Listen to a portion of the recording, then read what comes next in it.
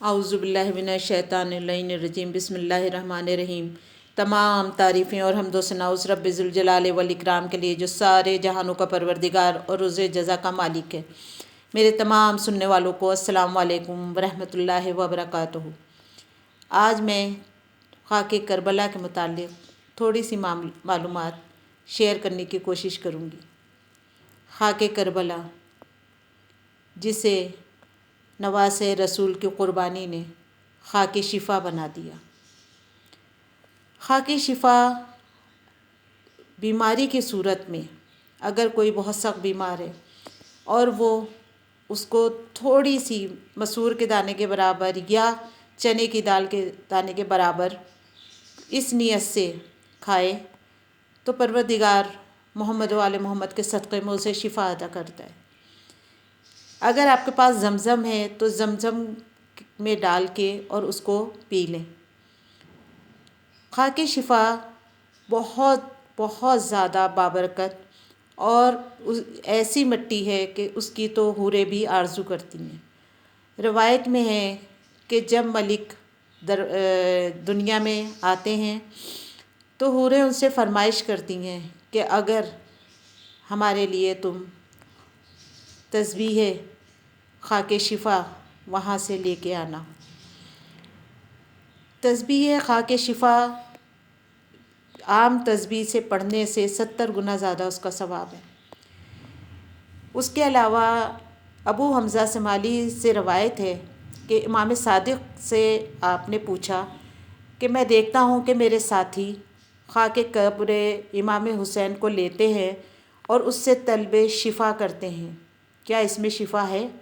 فرمایا کہ طلب شفا کر سکتے ہیں اس مٹی سے جو 40 میل تک امام کی روضے سے ہے، اور ہمارے جد رسول خدا کی قبر کی مٹی اور خاک قبر امام حسن اور امام زین العابدین اور امام محمد باقر اللہم صلی علی محمد وآل محمد، ان کی قبر کی مٹی، اس خاک کو لے لو، اس میں ہر درد کے لیے شفا ہے، اور جس سے بھی تم ڈرتے ہو اس کو دور کرنے کے لیے وہ سپر ہے۔ آیت اللہ خوئی کے گھر میں عزاداری تھی۔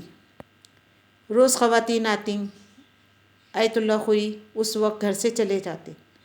ایک دن آیت اللہ خوئی نہ جا سکے، گھر میں ہی موجود تھے، خواتین آئیں، انہی نے جلدی میں مجلس کی کیونکہ آیت اللہ موجود تھے اور مجلس کر کے وہ لوگ چلی گئیں۔ اس دن ان کی بیوی نے خواب میں دیکھا کہ آیت اللہ کا انتقال ہو گیا، اور صبح دیکھا، انہی نے بیوی سے پوچھا کیا بات ہے، تم بہت پریشان نظر آ رہی ہو؟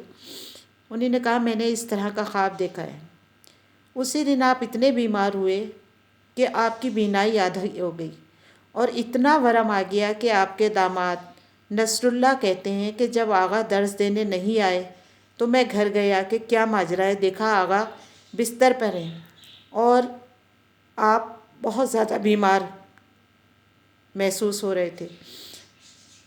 میں نے پوچھا آپ نے کسی کو دکھایا؟ انہی نے کہا یہ الماری کھولو، اس میں سامنے ایک تھیلی ہے، وہ نکالو اور میرے منہ اور سارے چہرے پر مل دو۔ دوسرے دن میں نے دیکھا آغا اسی طرح صحت مند ہے اور درس میں مشغول ہے۔ شیخ محمد حسین فرماتے ہیں کہ کربلا کی مٹی پر سجدے کی روایت ہے اور اس کی فضیلت کے باعث ہم اس پر سجدہ کرتے ہیں۔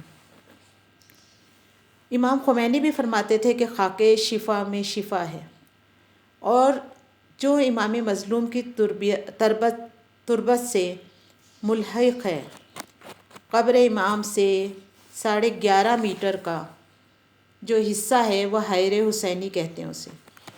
خاک شفا کے اندر کم از کم 2 شرائط ہوں، یعنی وہ صرف چنے کی دال کے دانے کے برابر کھائی جائے اور اس سے زیادہ استعمال نہ کی جائے۔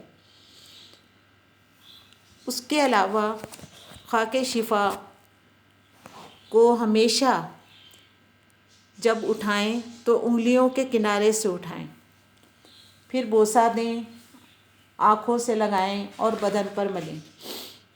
اس کے علاوہ اس پر سورہ انا انزلنا پڑھیں۔ اور یہ بھی روایت ہے کہ خاک کربلا کو کفن میں رکھنا مستحب ہے۔ اس پر سجدہ کرنا 7 حجابات کو چاک کر دیتا ہے، یعنی نماز قبول کرنے کا سبب بنتا ہے کہ وہ آسمان پر پہنچ جاتی ہے۔ اور خاک سے تسبیح بنانا اور اس پر ذکر کرنا وہ بھی بہت زیادہ فضیلت رکھتا ہے۔ اس کے علاوہ اس کی خصوصیت یہ بھی ہے کہ اگر خاک شفا کی تسبیح انسان اپنے ہاتھ میں رکھے اور اگر وہ نہ بھی پڑھ رہا ہو تو وہ تسبیح کرتی رہتی ہے۔ سبحان اللہ۔ میری یہ چھوٹی سی کوشش تھی، اگر آپ کو اچھی لگے تو پلیز اس کو لائک کریں، سبسکرائب کریں اور کمنٹس میں ضرور بتائیں کہ میں اس کو بہتر کرنے کے لیے کیا کر سکتی ہوں۔ والسلام علیکم ورحمۃ اللہ وبرکاتہ۔